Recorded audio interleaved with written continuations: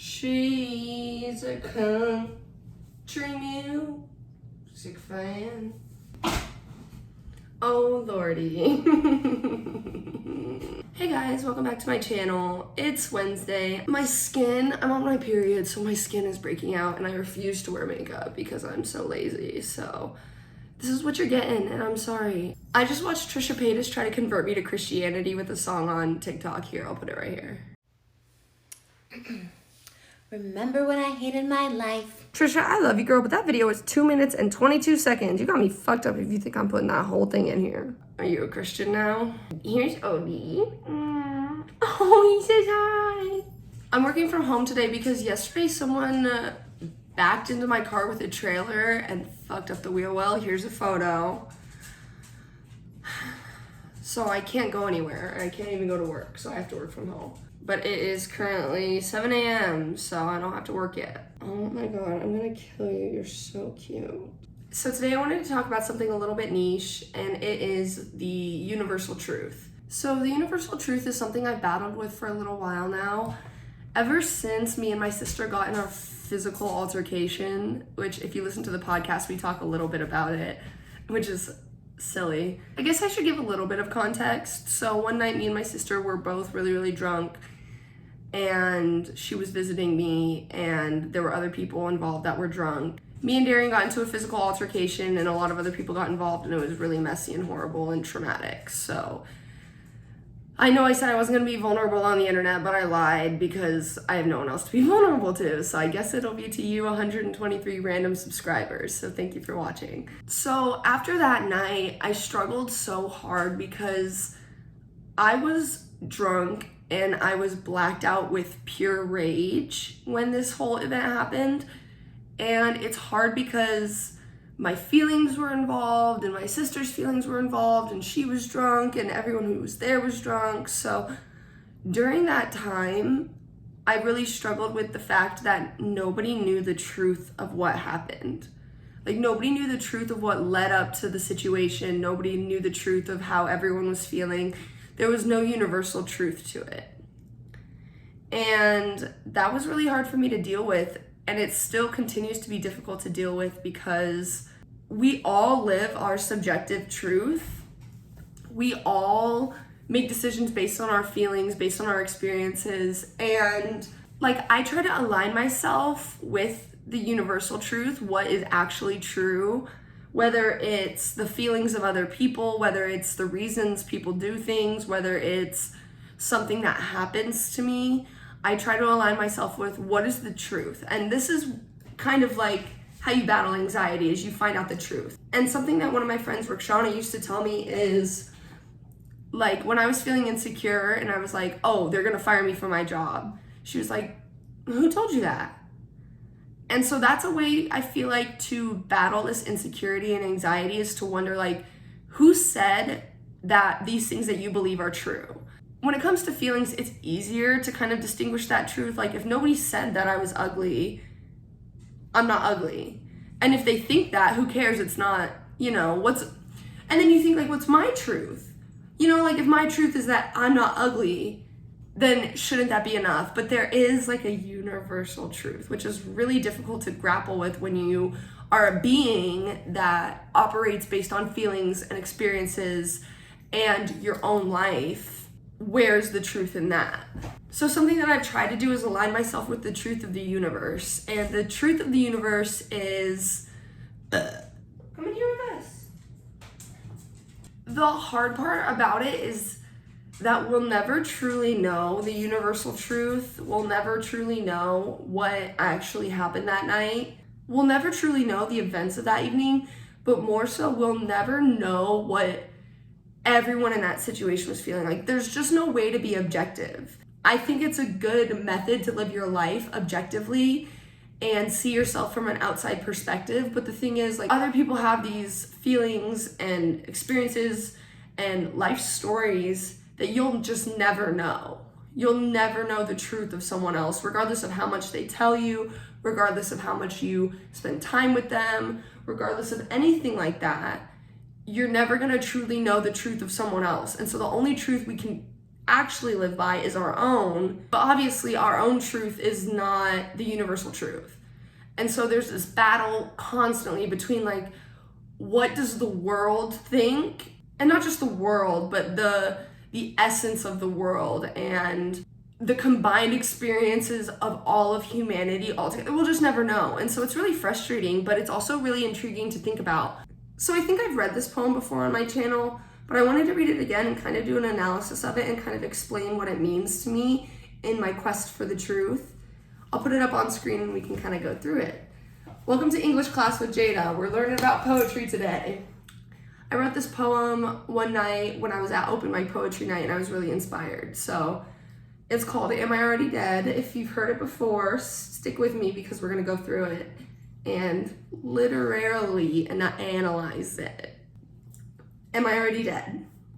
On my quest for the truth, I died and you found me collapsed on the bathroom floor.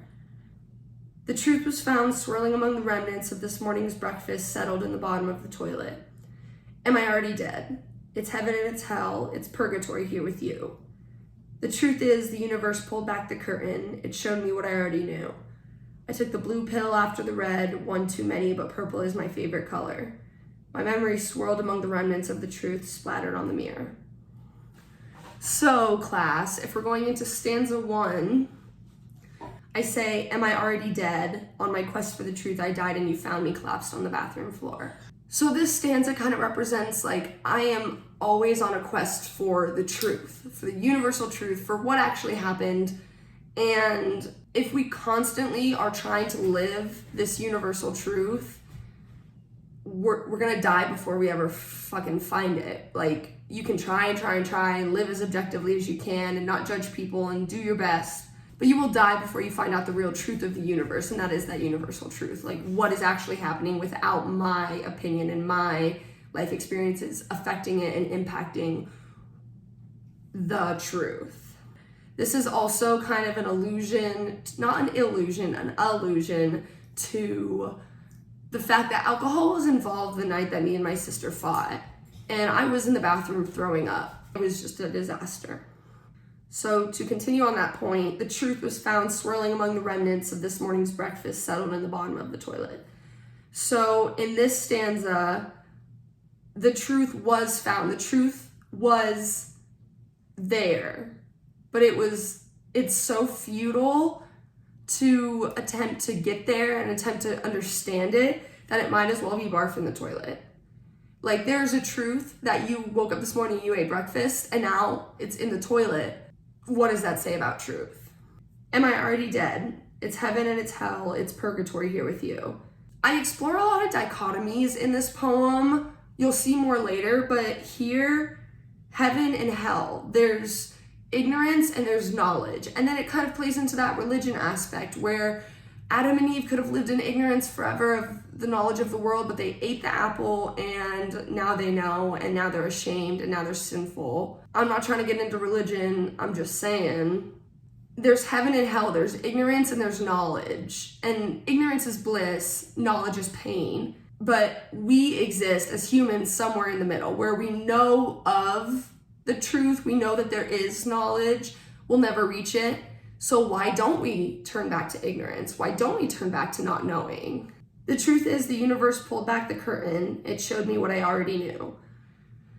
The truth is, the universe told me there's a truth, and it put me in this purgatory, and I'm aware of the truth, but I can't get there, so I'm stuck. And it showed me what I already knew, and I've always known there was a truth. Sorry if I changed the camera angle, my phone ran out of storage. I took the blue pill after the red, one too many, but purple is my favorite color. This again is playing on that dichotomy of ignorance versus knowledge. I took the blue pill after the red, so I took the red pill. I wanted to know there was knowledge. I wanted to know that there was a universal truth. And I took the blue pill after because the truth can be painful. And we're not ready for the truth. That's why we don't experience it. It says, one too many, but purple is my favorite color. I don't know when to stop. I don't know when to give up my quest for the truth, but I want to get there. My memory swirled among the remnants of the truth splattered on the mirror. And this is kind of like a trigger warning for mentions of suicide, but during this time period, I became the most depressed I'd ever been. I had had the most suicidal thoughts I'd ever had. I was in a place where I shouldn't have been, with trauma, with my living situation, with relationships, with my family. I was in a very hateful, sad, depressed, hurtful, painful place. I felt like if I found the truth, it would ruin me. But then again, I felt that if I found the truth, it would give me clarity. And so it was, do I want the knowledge and the pain that comes with it, or do I want to live in ignorance of the truth and just have to accept it? So I talked to my therapist quite a bit about this, and she was like, Jayda, you're just not gonna know. You're never gonna know what actually happened that night. Because if I talk to Darian about it, or I talk to Chad about it, their truth is plagued with feelings and experiences, and we can't trust our memories. And that's what's so scary, is that our truth is not anywhere close to the universal truth. And it never will be, and we'll never be able to figure that out.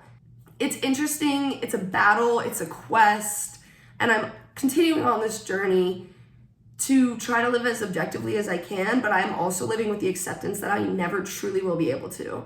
And so if I try to live the universe's truth, and when I say universal truth, I don't mean the universal truth, I mean the universal truth, like all encompassing the truth of our experiences. Because like there are things like you can't trust the government, and it's important to me to find the truth, not just in that situation, but in everyday life, and just living out the truth of other people's experiences as best as I can, and that's empathy. Thank you guys for watching. Thank you for listening to my rant. If you have any thoughts on this, I would love to hear them in the comments below.